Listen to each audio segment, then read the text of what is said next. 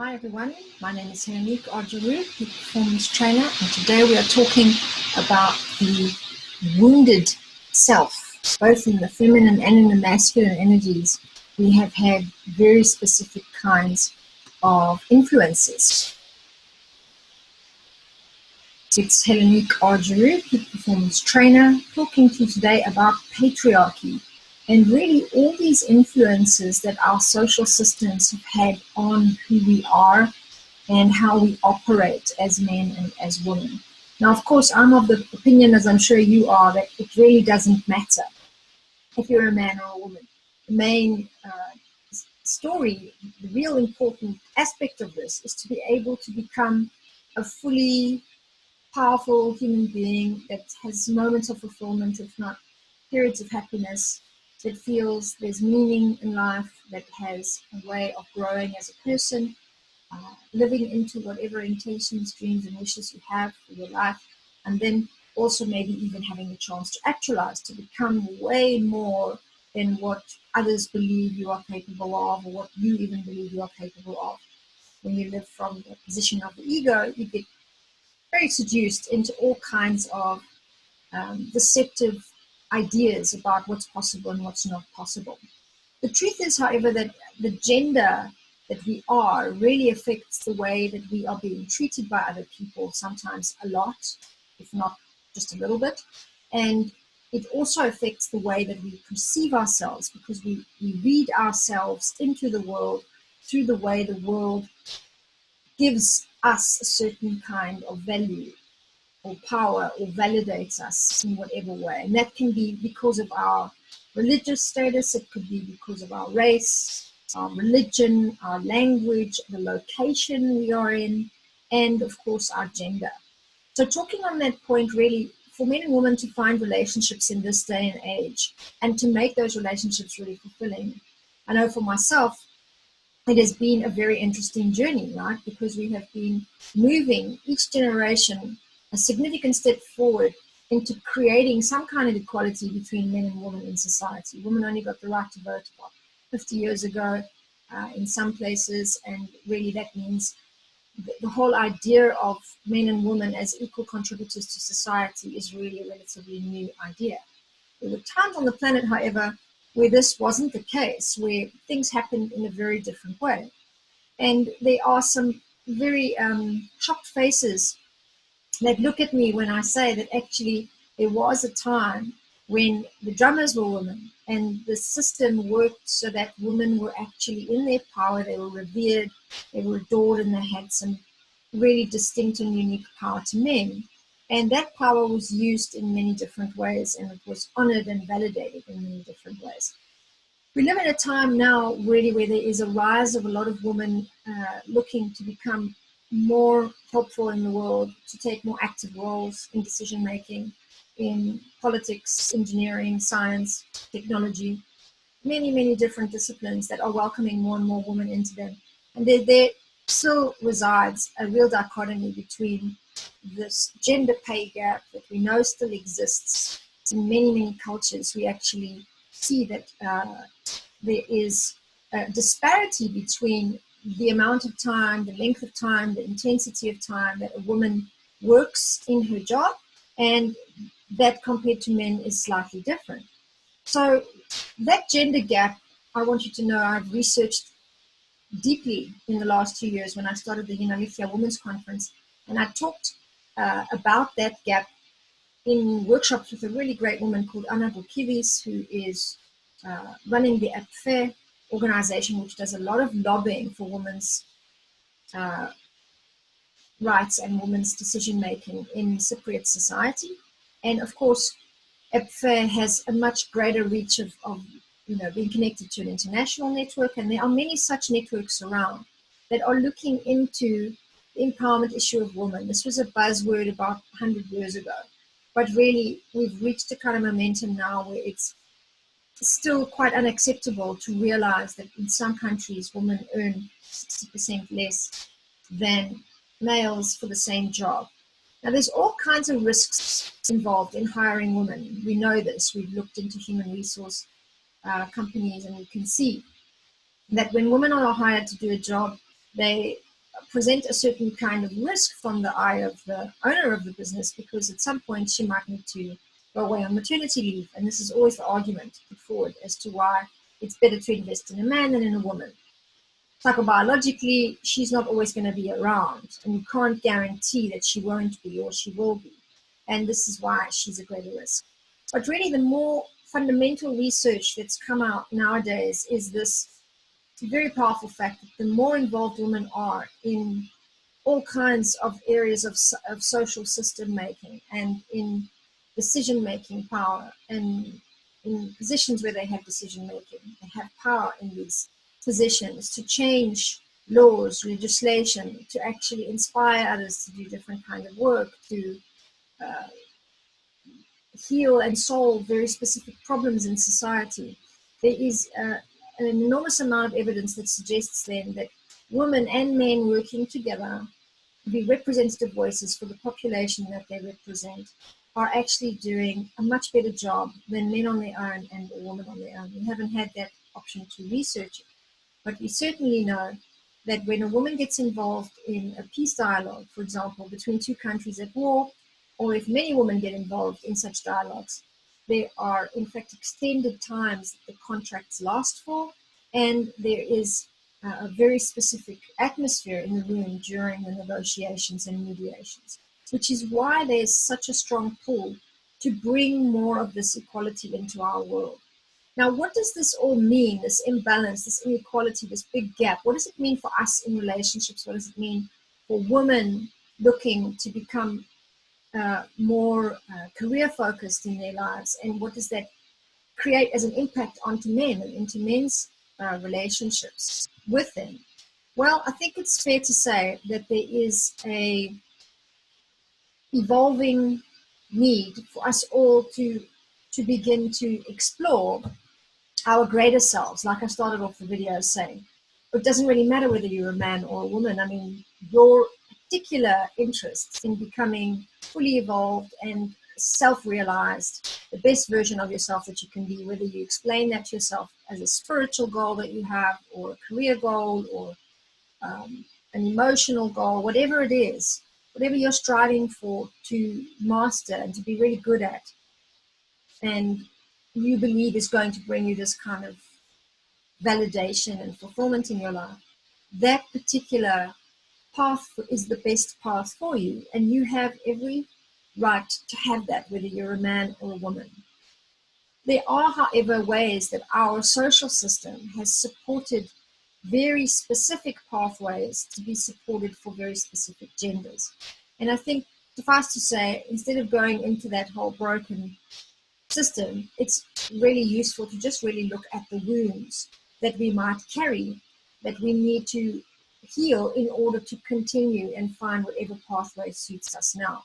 Because there are, yes, many channels, and we can explore many of them. If some of them have been plugged up for whatever reason in the unified field, you think about it like this, then that's just how it is, you know. So we have to find a way as men and women to keep carving out these different pathways, to keep giving ourselves an opportunity to become all that we can be, no matter what kinds of stress and struggle we find in the world.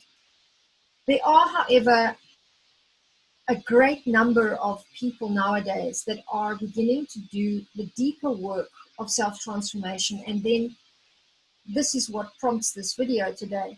They are the pioneers of what I'm calling this emotional intelligence revolution, the revolution of emotional intelligence. You might have seen the word, you've heard it in business circles, I'm sure. It's like a buzzword. You might even be bored by it by now, because it's been thrown around like hot potato. And it is, I would say, a really good way to begin to talk about this aspects and the issues related to our woundedness as men and women that I actually feel very close to and feel is really important to talk about. So this emotional intelligence was not really developed in our parents or in the generation before in the 70s. Neither was it really fully developed in the previous century. In fact, there is a great number of men and women waking up to the inner process only in the last century, learning to do deep inner work on themselves through psychoanalytic training, through coaching and mentoring. This is really a relatively new tradition. If we look back into ancient Greece, we might see similar types of self-knowledge traditions, but really a lot of them were spiritually focused. There were some that were philosophical, some that were later called religious, but again, I put that in the spiritual group. But really, this whole idea of knowing the self, of deepening one's own wisdom, of finding one's deeper truth, and that being a fashionable type of idea is only now in our world that we see it. So what does this mean? It means that really, even as we might go about it in life, trying to find out who we are, our parents were not emotionally equipped to help us develop our emotional body. And by this I mean, we have been acting out from the primal reptilian part of the brain most of the last few centuries to just try to express the problem. We haven't really been able to solve the problem. So all the wars, all the conflicts, of course, they all have an economic benefit, a manipulated economic benefit. So wars are actually created to stimulate economies. But also the fact that we are still so primitive as human beings to use these kinds of technologies, these kinds of tactics, strategies rather, to play out our conflict and our disagreement with things, tells us that as an evolutionary species, we're not that far yet, right? We haven't had a critical mass of people who have helped evolve the whole human species to a point where it's considered a little bit uncool to act out emotionally and to blame others for your problems, to lie about what you really believe to be true, to try to win favor. This fear in our emotional bodies as human beings has prompted many great leaders to do many crazy things, and we continue to be governed and decided for with these kinds of minds. So what has prevented us from developing this emotional intelligence? And this is where I'm bringing our conversation today full circle to say that really I believe it has something to do with patriarchy. And maybe you know this already and you've understood many different aspects of your own journey already. Maybe you're starting out and this is a new subject for you. So let me do a quick recap. Patriarchy is a very specific governing structure that was put in place many years ago through the Judeo-Christian calendar, which actually came in to regulate taxes through the church and through the government. Now, at a time before that, paganism existed and women were actually following the lunar calendar, and every month's menstruation was a symbolic way for them to stay connected to the moon phases and to be in this bioenergetic harmony with nature. And of course, when the Judeo-Christian calendar came in, that 27-day cycle of the moon got regulated, manipulated into 30 and 31 days. Now, the Mayan calendar works very differently to the Judeo-Christian calendar. And of course, you might see there that actually time has been measured by different cultures in different ways. In fact, in ancient Greek times, there was a concept of chronos, which was a very different idea to what we have now, which is the kind of teleological system of time that exists in the West.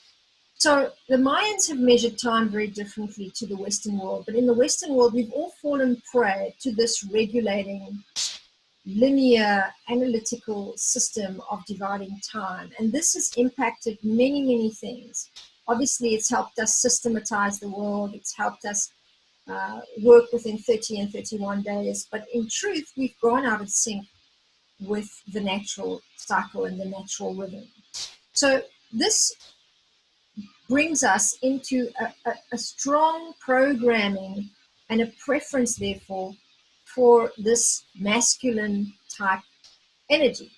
And masculine energy has a lot to do with regulation. It has a lot to do with systematizing things, structuring things.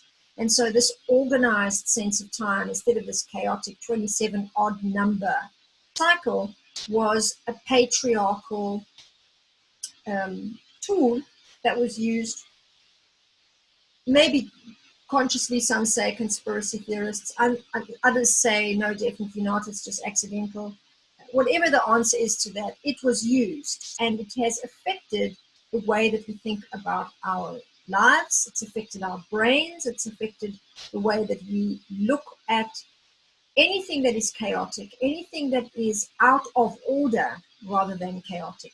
The creativity, the artistic impulse, the softness in the world, the sensitivity of our planet, the delicacy of the female body, of children, anything that is touching our emotional center is less developed than anything touching our mind. Now, the problem is that really mind and heart work best together. When mind is separate from heart, mind tends to go off on all kinds of fantasies and delusions that the ego might hold. And it also pushes us to create really all kinds of strange, crazy ideas about life, because our minds can still remain impure. They can be suppressing all kinds of feelings, and then they don't really learn from wisdom. Wisdom comes from experiencing through the body, through the heart, and then into the mind. There's an interpretation of what did I learn.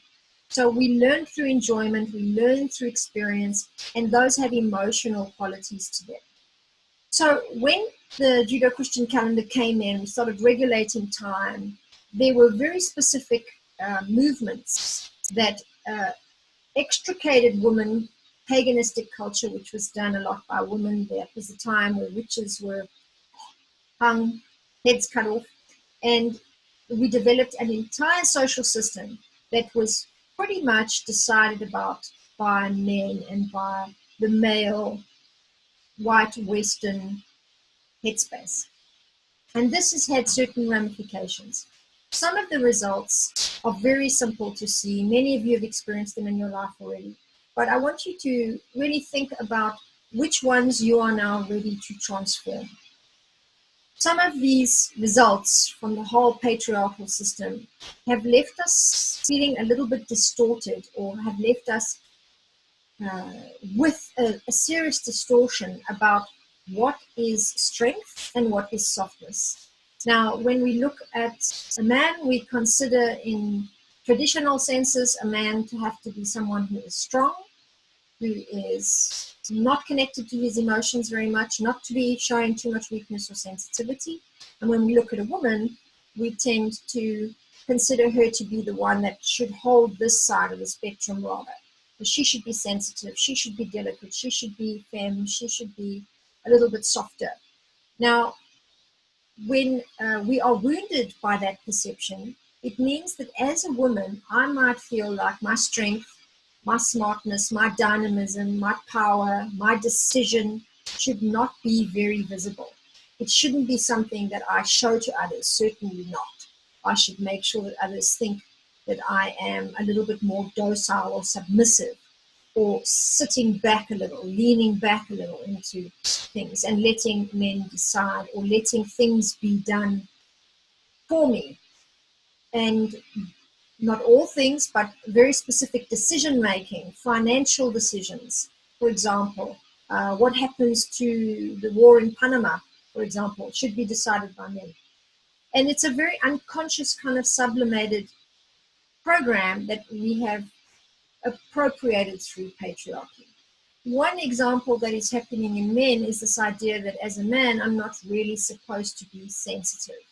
And this has cost men an enormous amount of growth and development in their emotional acuity, their ability to tune into emotion, to respond through communication, about how they're feeling, about what they're needing, about how difficult something might be. And there's a lot of suppression, rather, of very challenging emotion, or emotion that makes us feel vulnerable in men. So these are two classic ways that patriarchy has affected us, because we've been trained and groomed to believe that men are the ones who decide, men are the ones who are strong, men are the ones who are out there, men are the ones that have the power. And as we see in our world, in all our chambers, in all government proceedings, there is probably in less than 1% of the world's governing systems have a gender equality in decision making. So we're always seeing this example. Now, this is not about man bashing in whatsoever way. This is about really understanding that we have put an incredible pressure onto men. And as women, we have also stood back and leaned back into life and become actually quite confused. We're all doing relatively well with all this because really we are breaking free as the time is merging now for us to become connected more to this idea that we're a person rather than just a man or a woman. And our choice to go up and to elevate in life is because of the person I am and the person I wish to become, not the man or the woman. But suffice to say, we still have these aspects of our emotional bodies to heal and to develop. Another area in which the masculine is wounded, and by this I mean this aspect in both men and women, is a highly competitive, progress-orientated sense of urgency in life that a lot of us feel quite pressured by. And this has to do with, again, appropriating a masculinized or patriarchal idea that I need to be doing things in order to be valuable. And this is contrasted to the feminine idea, rather, which is the sense of beingness and the sense of being. So when we are in our feminine essence, either a man or a woman, it's when we are being who we are, and we are being ourselves in our experience, and our mind's awareness is in the experience itself. It's no longer trying to get somewhere. It's no longer trying to make sense, meaning, and purpose out of what's going on. It is just fully present, a state of being. So a lot of spiritual traditions, therefore, are bringing in this aspect, not saying it's feminine or masculine, but it's something that we all need to experience to find wholeness in life.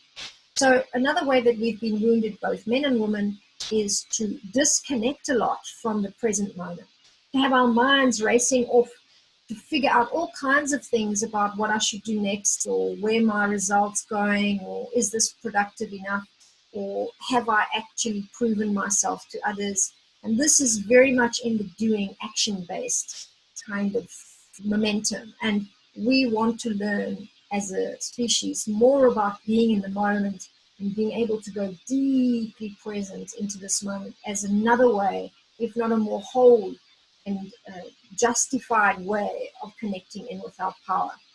Now, one more thing that I want to leave you with is, again, another wounding that both men and women have experienced through patriarchy. And this is the huge gap between understanding the value of each other. And this is where the higher love page and everything related to what we do here is being highlighted. Because really, unless we start to heal some of our own inner masculine, if you're a woman, and your own inner feminine, if you're a male, there is going to constantly be a struggle in love relationships where you might be projecting that onto your partner. So you might have issues with the way your mother treated you if you're a boy, and that plays out in your manhood later on in your adult life because of certain projections. It's classic psychology stuff, things we don't really want to admit to be true, but actually you can see it very easily if you learn to study it in others. The other thing is a father might hold a certain role for a young woman, and she might glamorize him even though he's never around. This is quite a classic archetypal experience for a lot of women. And this is also creating a very specific projection onto the partner that you might be with. And of course, as this webinar podcast is about the patriarchal system and how it's affected us, we need to know that our fathers were affected in those generations when they were out there, the ones that had to work with all the pressure on them to be the breadwinners and the ones that are strong and the ones that are bringing in the bacon. If you had a typical kind of stereotyped father as a woman, you would be putting that kind of projection onto your partner. And of course, there's a lot of work to do to not do that and to see the benefit of not doing it. And sometimes there's still some challenges. They're not all benefiting. And we have to, also work with that in real truth, because what's most important is for us to not be running these kinds of programs and licking these wounds in relationships with people that have not necessarily done anything to really harm us or hurt us. And we might then, take out frustration and all kinds of distorted ideas about our fathers and our mothers out into the relationship. And we need to sometimes work very deeply on that in order to trust men and to trust women. So with the theme tonight, the patriarchal system and how it's affected us, I want you to know that there are some very important ways that we can go about working on all of this. And I'll be doing another video for you next Friday at 4 o'clock Central Eastern Time, where we're going to be talking about alpha females. And this is a very specific example of how the patriarchal system has affected women by proposing a kind of need for them to be in their testosterone energy, and that presents a lot of issues, both for their hormone health, for their emotional well-being, and also in their relationships with men.